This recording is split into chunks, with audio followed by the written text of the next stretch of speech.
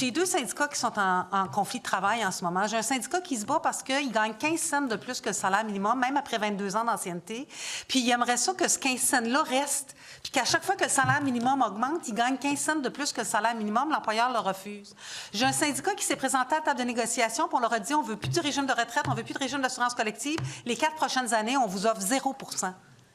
Eux, là, on est en train de le dire, vous allez vous battre avec une main dans le dos parce que vous dites que ça va être exceptionnel. Une fois que la loi est adoptée, là, on ne sait pas ce que les futurs ministres du Travail, les futurs gouvernements vont en faire.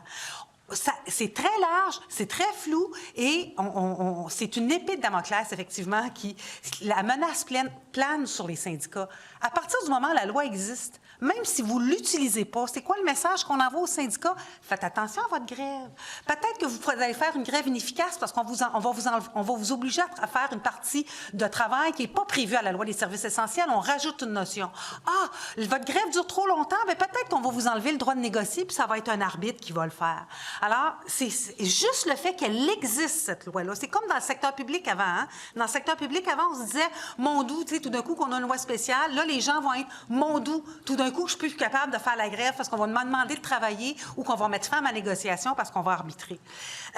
Et là, excusez-moi, je vais faire un petit bout de prof de français, mais un otage, c'est pas ça qu'on fait.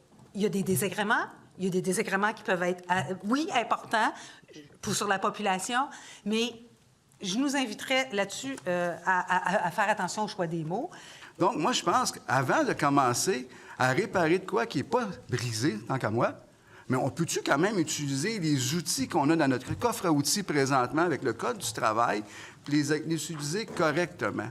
Je vous le dis, ça fait le travail. Hein, une opération un peu proactive du ministre, comme le ministre a fait souvent, puis qu'on s'assoit, qu'on assoit les partis, ça fait le travail.